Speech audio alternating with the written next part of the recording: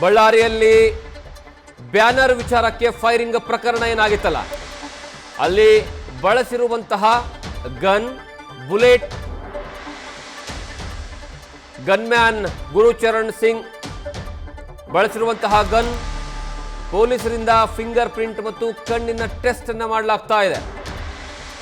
SP ಕಚೇರಿಗೆ ಆರೋಪಿಯನ್ನ ಕರೆತಂದು ಪರೀಕ್ಷೆ ನಡೆಸಲಾಗ್ತಾ ಇದೆ.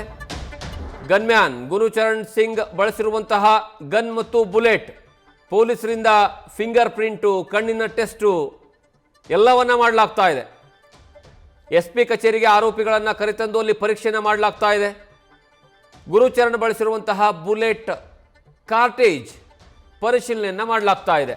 ಯಾಕಂದ್ರೆ ಇದೇ ವ್ಯಕ್ತಿ ಗುರುಚರಣ್ ಸಿಂಗ್ಗೆ ಇವನ ಗನ್ ಮೂಲಕವಾಗಿ ಫೈರಿಂಗ್ ಆಗಿದೆ.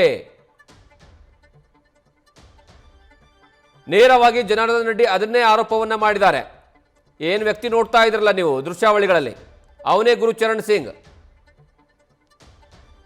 ಸತೀಶ್ ರೆಡ್ಡಿ, ನಾರಾ ಭರತ್ ರೆಡ್ಡಿಯ ಆಪ್ತ, ಅವನ ಖಾಸಗಿಯ ಗನ್ಮ್ಯಾನ್ಗಳಿವರು. ಮತ್ತೆ ಆ ಗನ್ಮ್ಯಾನ್ ಫೈರ್ ಮಾಡಿರುವಂತಹ ದೃಶ್ಯಾವಳಿಗಳು ಸಹ ಸಿಕ್ಕಿದಾವೆ. ಆ ಆಧಾರದ ಮೇಲೆ ಈಗ ವಿಚಾರಣೆ ನಡೆಸಲಾಗ್ತಾ ಇದೆ.